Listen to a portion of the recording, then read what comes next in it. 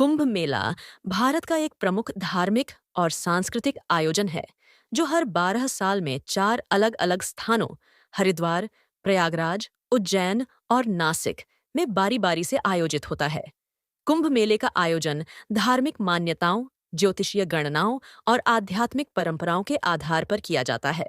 तो दोस्तों, इस वीडियो में हम लोग जानेंगे कि कुंभ मेले का प्रारंभ क्यों और कैसे हुआ, और साथ ही समुद्र मंथन की पूरी कथा विस्तार से जानेंगे। और समुद्र मंथन में निकलने वाले रत्नों के बारे में कथा प्रारंभ होने से पहले आप चैनल को सब्सक्राइब कर लें और वीडियो को लाइक कर दें। तो चलिए प्रारंभ करते हैं। वेदों, उपनिषदों, महाकाव्यों, रामायण और महाभारत, भगवद गीता से लेकर कई प्राचीन हिंदू धर्मग्रंथ हैं।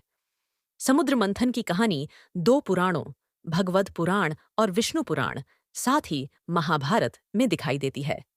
हिंदू ईश्वर को एक के रूप में देखते हैं, लेकिन विभिन्न रूपों और विशेषताओं के साथ। मुख्य रूप से निर्माता ब्रह्मा, संरक्षक विष्णु और उनके 10 अवतार राम, कृष्ण आदि, और विध्वंसक शिव और उनके रूप जैसे हनुमान की त्रिमूर्ति के रूप में दुर्गा, काली, लक्ष्मी, सरस्वती, शिक्षा और ज्ञान की देवी, ब्रह्मा की पत्नी इत्यादि के रूप में स्त्री ऊर्जा भी है। इनके अधीन अन्य देवता या दिव्यताएं हैं जो प्रकृति की व्यक्तिगत शक्तियों को नियंत्रित करती हैं, जिन्हें हिंदी में देवता या देव कहा जाता है। इंद्र, देवों का राजा, स्वर्ग या स्वर्ग का राजा, गड़गड़ाहट और बिजली को नियंत्रित करता है। वरुण, वर्षा का देवता। अग्नि, आग का देवता। वायु, हवा का देवता आदि। बुरी शक्तियों का प्रतिनिधित्व असुरों, राक्षसों द्वारा किया जाता है, जो देवों के साथ निरंतर युद्ध में रहते हैं। रूपकात्मक रूप से हमारे मन के भीतर अच्छाई बनाम बुराई की लड़ाई। देव और असुर दोनों एक ही पिता के पुत्र हैं, लेकिन दो अलग-अलग माताएं हैं, क्रमशः दिति और अदिति। अच्छाई और बुराई या दैविक और आसुरिक प्रकृति दोनों मनुष्यों के भीतर निवास करती है। निर्भयता, आध्यात्मिक ज्ञान का विकास, दान, आत्मनियंत्रण, तपस्या, सादगी, अहिंसा, सत्य, क्रोध से मुक्ति, त्याग, शांति, दोष निवारण से घृणा, करुणा, नम्रता, विनय, दृढ़ निश्चय, क्षमा, स्वच्छता, ईर्ष्या से मुक्ति आदि गुणों को दैविक या ईश्वरीय गुणों के रूप में वर्गीकृत किया गया है। भौतिकवाद, अहंकार, गर्व, क्रोध, अहंकार, कठोरता, अज्ञानता, आसुरी या राक्षसी गुणों के अंतर्गत आते हैं। देव और असुर दोनों ही ब्रह्मा, विष्णु और शिव की सर्वोच्च त्रिमूर्ति से अपनी ऊर्जा प्राप्त करते हैं। समुद्र मंथन की कहानी में देवताओं, इंद्र और अन्य देवताओं को एक बार दुर्वासा नामक आर्षि ने श्राप दिया था, जिससे वे अपनी सारी शक्ति खो बैठे थे। फिर असुरों ने उन्हें युद्ध में हरा दिया और ब्रह्मांड पर नियंत्रण कर लिया। देवता मदद के लिए भगवान विष्णु के पास गए, जिन्होंने सलाह दी कि केवल अमृत, जो दूध के दिव्य सागर के तल पर रहता है, उन्हें फिर से मजबूत बना सकता है और वे अमर हो जाएंगे। हालांकि अमृत को सतह पर लाने के लिए समुद्र को मंथन करने की आवश्यकता होगी, और यह एक ऐसा कार्य था जिसे वे अकेले नहीं कर सकते थे, क्योंकि वे ऊर्जा से रहित थे। उन्हें इसके लिए अमृत के लालच के साथ राक्षसों, असुरों की मदद लेनी होगी। अब मंथन दूध से मक्खन बनाने की प्रक्रिया है, यानी दूध को जोर से हिलाकर मक्खन, मलाई और दूध से पानी के तत्व अलग करना। कृष्ण की मां यशोदा को अक्सर छवियों में दर्शाया जाता है, जहां वह दूध के एक बर्तन में डूबी लकड़ी की छड़ से बंधी रस्सी के दो सिरों को खींचकर दूध का मंथन कर रही है। समुद्र मंथन के लिए देवताओं ने मंथन की छड़ के रूप में काम करने के लिए मंदार पर्वत की मदद मांगी।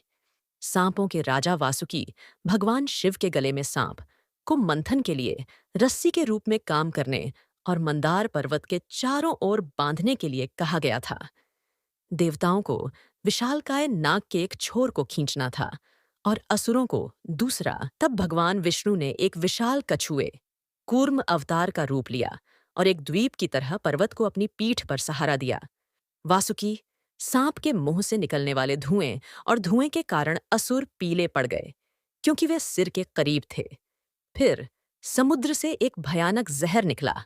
भगवान शिव ने जहर निगल लिया और तब से उनका गला नीला हो गया। समुद्र से कई मूल्यवान वस्तुएं निकलीं, जिन्हें देवताओं और असुरों ने बांट लिया।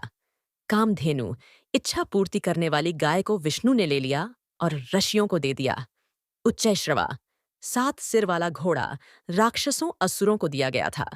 ऐरावत, सफेद हाथी, देवताओं के राजा इंद्र द्वारा लिया गया था। पारिजात, कभी न मुरझाने वाले फूलों वाला, उसने भगवान विष्णु से विवाह करने का निर्णय लिया।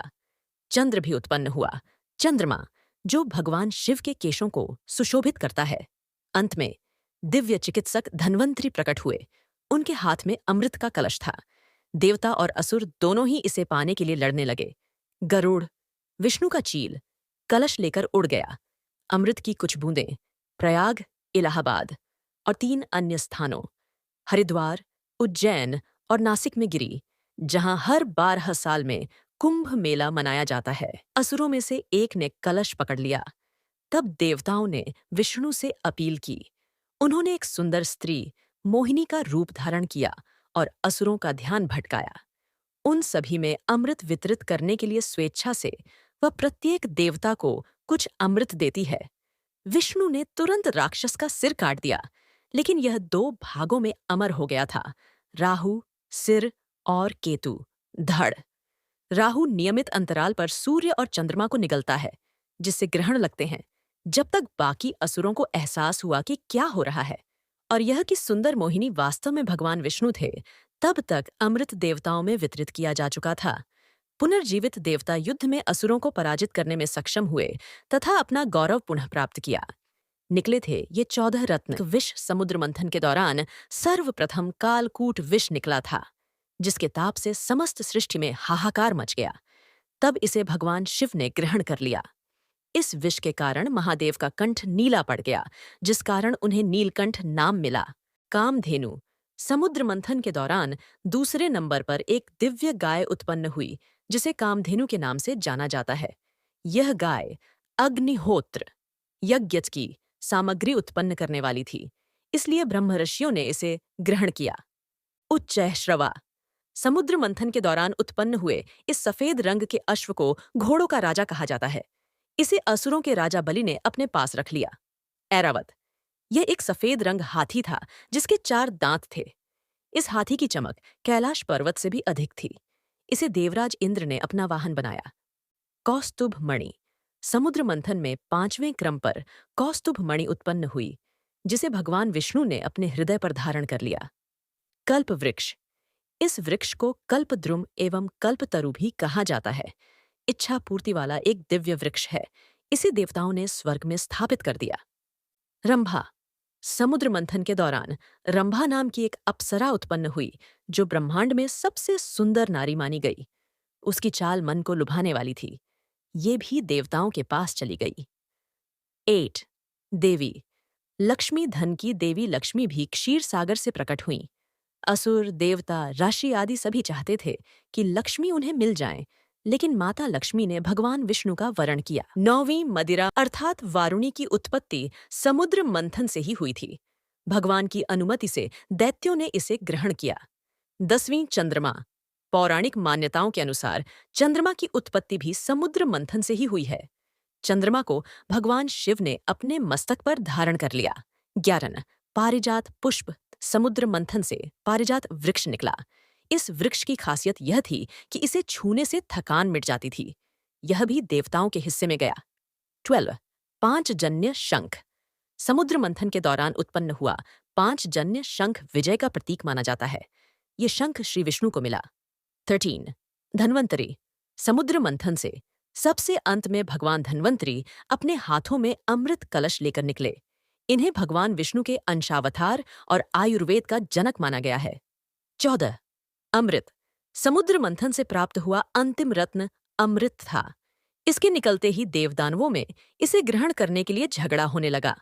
अंत में भगवान विष्णु ने देवताओं को अमृत पिलाकर अमर कर दिया। समुद्र मंथन भारतीय संस्कृति और पुराणों की एक महान कथा है, जिसमें देवताओं और असुरों ने अमृत प्राप्त करने के लिए समुद्र का मंथन किया। इस कथा का मानव जीवन में गहरा आध्यात्मिक और प्रतीकात्मक अर्थ है।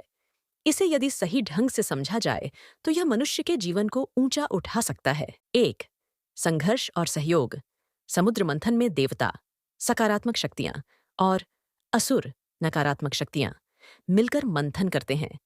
यह जीवन के संघर्ष और संतुलन का प्रतीक है। पाठ: जीवन में सकारात्मक और नकारात्मक अनुभव दोनों आवश्यक हैं। नकारात्मक परिस्थितियों का सामना करते हुए आगे बढ़ने से हम अपना चरित्र और ज्ञान विकसित करते हैं। 2. धैर्य और निरंतर प्रयास। मंथन के दौरान अमृत की प्राप्ति एक लंबी और कठिन प्रक्रिया थी। कई बाधाएं आईं, जैसे हलाहल विष का प्रकट होना। पाठ: कठिनाइयों का सामना करने के लिए धैर्य और निरंतर प्रयास आवश्यक हैं। असफलताओं से घबराने के बजाय समाधान खोजने का प्रयास करना चाहिए। 3. आत्मशुद्ध और विष से मुक्त होना। मंथन से पहले हलाहल विष निकला, जिसे भगवान शिव ने अपने कंठ में धारण किया। यह विष हमारे भीतर की नकारात्मकता, ईर्ष्या, क्रोध और अहंकार का प्रतीक है। पाठ: आत्मशुद्धि के लिए हमें अपने भीतर की नकारात्मकताओं को पहचान कर उन्हें नियंत्रित करना चाहिए। 4.